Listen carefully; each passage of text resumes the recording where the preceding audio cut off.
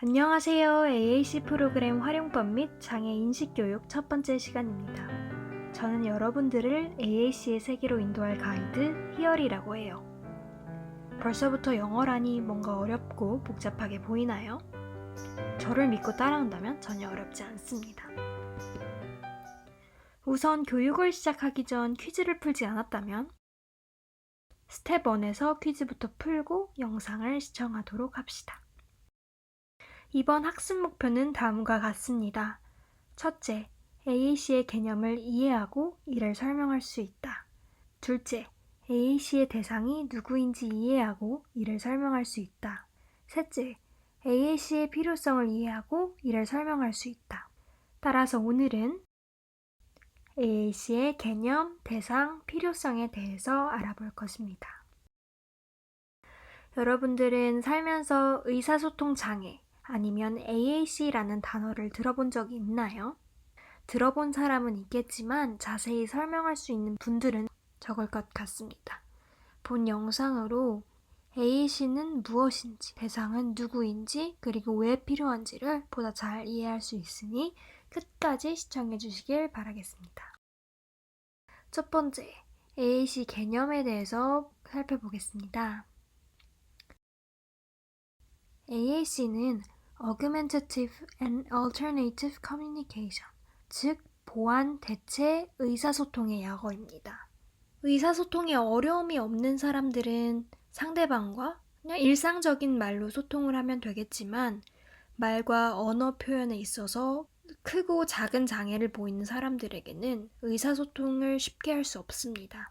따라서 이들에게 의사소통을 할 수 있는 기회를 주고 의사소통 능력을 향상시킬 수 있도록 그림이나 글자, 상징 같은 시각적인 것을 활용해서 말을 보완하거나 대체적인 방법을 사용하게 하는 것입니다. 두 번째로 AAC의 대상 살펴보도록 하겠습니다. AAC는 의사소통 장애인, 즉 언어적 또는 비언어적으로 전달되는 정보를 표현하거나 이해하는 데 어려움이 있어 사회적인 상호작용이 어려운 경우의 사람들을 대상으로 해요. 이는 일반적으로 구어장애와 언어장애 두 가지로 분류할 수 있는데 구어장애는 말로 표현되는 의사소통의 결함, 반면 언어장애는 추상적 상징체계에 의한 의사소통의 어려움을 의미합니다. 자세히는 다음 쪽에서 보도록 하겠습니다. 먼저 구어장애. 이들의 종류와 특징을 살펴볼까요?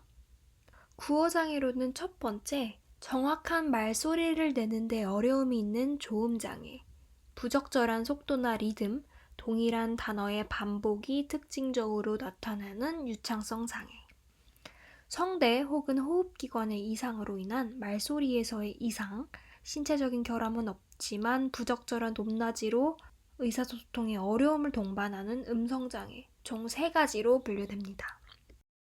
다음으로는 언어장애의 종류와 특징입니다. 언어장애는 3세 이후에도 자발적으로 언어를 사용하지 않는 증상을 가지고 있는 무음장애, 기능적 결함이 없음에도 일반적인 언어 사용과는 전혀 다른 의미가 없거나 상황에 부적절한 말을 하는 음질장애, 그리고 정상적인 아동에 비해 언어 발달 속도가 현저히 느린 언어 발달 지체로 3가지를 포함하고 있습니다. 즉 구어장애는 소리를 내는데 어렵고 적절한 속도나 리듬 내는 게 어렵다면 언어장애는 사회적인 언어, 사회적으로 상대와 대화하거나 상황에 알맞은 말을 하는 것에 어려움을 보이는 장애를 뜻해요. 마지막으로 AAC의 필요성에 대해서 보도록 하겠습니다. 인간은 아주 기본적이며 필수적인 능력인 의사소통 능력을 가지고 있죠. 하지만 이 능력이 지원되지 않는다면 자신의 뜻을 전달하기 어렵고 사람들과 소통을 할 수 없어 주변과 고립될 수 있습니다. 우리는 우리의 의지로 결정하고 주도적인 삶을 살아갈 텐데 주변과 고립된다면 자신의 의지로 결정하지도 못할 뿐만 아니라 자기 주도적인 삶을 사는데 어려움을 겪을 수 있습니다. 특히 코로나 이후 입모양, 표정, 행동을 통해 소통하던 의사소통 장애인이 어려움을 겪고 있습니다. 항상 마스크를 끼고 다니기 때문이죠. 따라서 이를 보완하기 위해서 AAC 프로그램이 전국적으로 도입될 필요가 있습니다. 세 번째, AAC를 이용해서 소통할 때 의사소통 장애인의 보다 직접적인 의사소통이 가능해집니다. AAC는 사진, 그림 등이 그려져 있는 것이기 때문에 비장애인이나 AAC의 정보가 거의 없는 사람들에게도 의사소통 장애인이 본인이 하고자 하는 말을 쉽게 이해시킬 수 있습니다. 또한 AAC를 통해 앞서 밝힌 의사소통 장애인의 일상생활 속 어려움을 해결하는 것은 가능해집니다.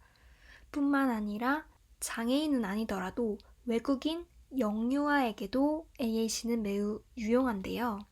외국인의 경우 다른 언어를 쓰는 집단이죠. 소통이 안 되는 사람이기 때문에 AAC를 이용해서 소통할 수 있습니다.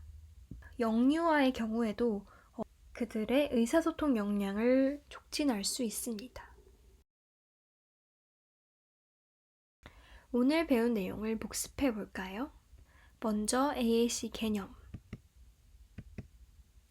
의사소통에 어려움을 보이는 사람들에게 말을 보완하거나 대체적인 방법을 사용하는 것입니다. 그리고 AAC의 대상은 물리적으로 소리나 속도나 말의 리듬에 있어서 어려움을 보이는 구어장애, 사회적인 상호작용을 하기 어려워하는 언어장애, 그리고 장애인은 아니지만 소통에 어려움이 있는 비장애인, 이 모두 AAC의 대상이 될 수 있겠습니다. 또한 기본적으로 소통이란 것은 인간의 아주 기본적이며 필수적인 능력이죠. 그래서 이런 의사소통 능력을 지원해야 하고, 또 코로나 시대에 오면서 마스크 착용으로 인해서 의사소통 장애인들은 더욱더 상대방의 표정과 입모양을 볼 수 없게 되었습니다. 앞으로는 코로나 시대에서 AAC의 도입이 더욱 필요해 보입니다. 오늘 수업은 여기서 마칩니다. 저와 함께하느라 수고하셨습니다. 이 영상이 끝난 후 스텝 3에서 복습 퀴즈를 푸시면 될 것 같습니다. 다음에도 저와 함께 만나요.